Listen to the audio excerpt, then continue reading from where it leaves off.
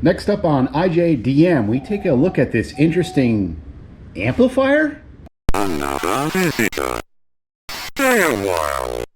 Stay forever. Okay, let's dig right into this thing.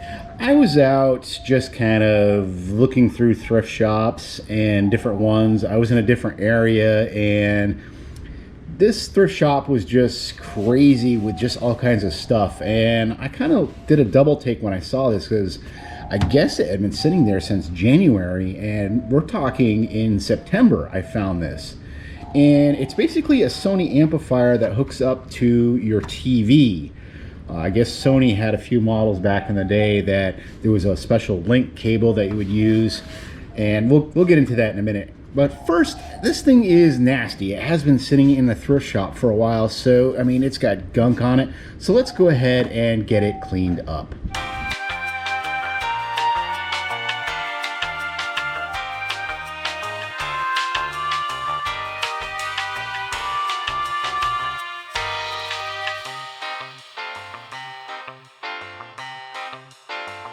Much better.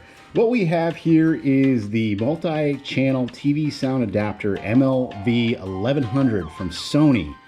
Place this somewhere between the mid to late 80s, just judging from the way the Sony logo looks and the coloring and scheme of this thing, and just the way it looks in its industrial kind of form. It doesn't look like it's anything like overly just wow, it's there. So what we got here, and what basically the idea of these things was to hook them up to your TV, and it's like basically like a little mini amp that just kind of passes the TV sound through.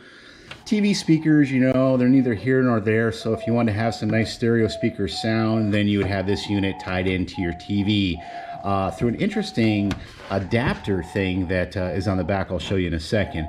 But let's not waste time on this one, because it's not overly interesting. It's just one of those things that I saw in the thrift shop, like I said, and it was sitting there, and I kind of felt sorry for it. And for $8, I mean, come on, why not? And I actually have a buddy that's interested in this thing, so you know, it might be something he can use, because he doesn't have an amplifier, but he has some speakers. So there you go there. Power button, we have 3.5 jack for headphones there. We have a main. Well, let's just turn this thing on. It does turn on just fine. Main for your main audio, secondary language protocol, as SAP is kind of like the you know, secondary language thing, if I remember right. And then you could actually have both on at the same time. It's like a secondary audio protocol. If anybody knows, make a comment on that. If you wanted the stereo function on or off, let's leave that on. Volume control tells you if it's a stereo signal. And then we have your line in, external or TV sound. Over here we have your treble control, bass and balance. So not a lot there. I mean, it's kept very simple. On the back side, we have some kind of level adjustment. I tested this out before I did the video, and it didn't really do anything, so we just kind of leave it in neutral position. It may have something to do with this MPX in, which I believe what I could look up said stands for multiplex in. So it's something that goes, I guess, from the TV, the Sony TV, to the back of this, out in. So, and if you didn't have that and just had a standard TV, yeah, you could use that, or you could put any sound source into this. Really got your line in, and then it'll loop out if you wanted to loop it out of something, and then your speaker connections. And then it has a handy dandy unswitched 400 watt 120 volt 60 hertz plug there, and there's where the power cord comes out. So let's get this hooked up and not waste any time. And I'll have some more interesting videos. I just thought this is kind of an interesting find. And I mean, that's what we're about, is retro tech. So sometimes just testing this stuff out and seeing, you know, what's what is sometimes, you know, part of the fun of all this.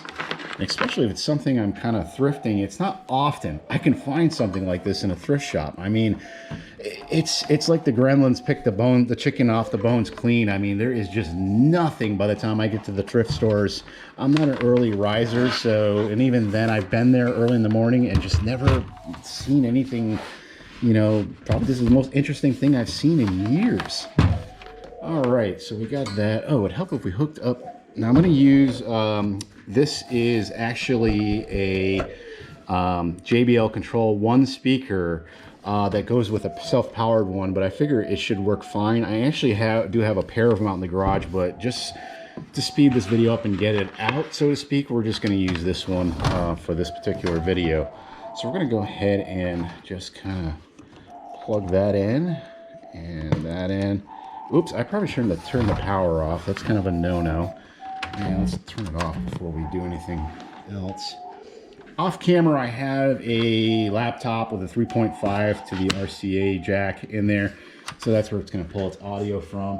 So let's go ahead and just grab a sound clip.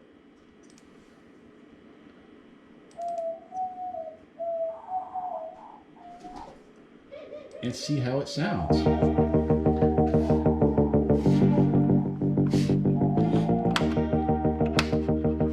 Let's see to make a difference there. Don't hear anything there. I know with a camera mic, it sounds, you can't really tell too much difference.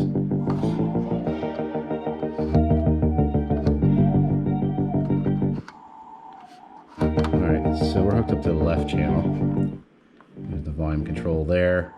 Line in, if I change that. Yeah, I think I got some noise in that channel, or it could be the slider. I don't hear it here, but...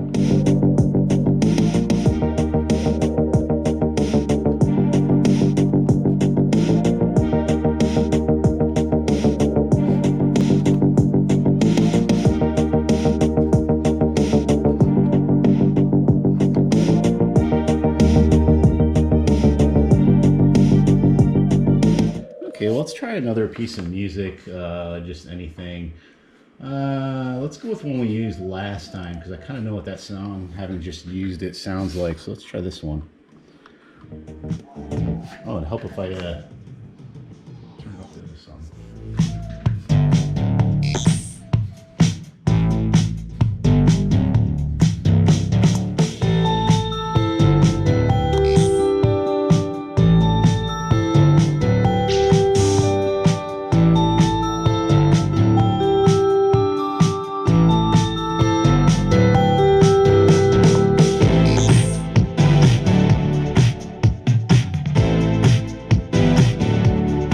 Okay, I mean, it sounds okay. It probably sounds better than any TV speaker ever could, but yeah, when you get about right around 3/4, it starts to get a little garbly sounding.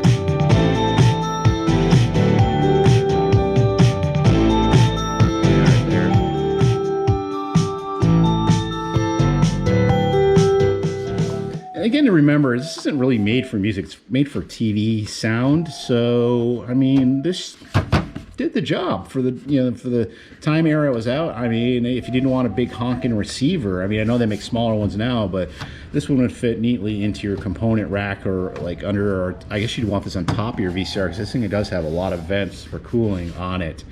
That'll do it for this ijdm. I hope you enjoyed it. I know it wasn't that interesting, but we'll have some more videos with retro tech and some reviews on newer stuff and this, that, and the other. So be sure to hit that subscribe button, and if you like this video, you can hit the like button too. We'll see you next time. Thanks for watching.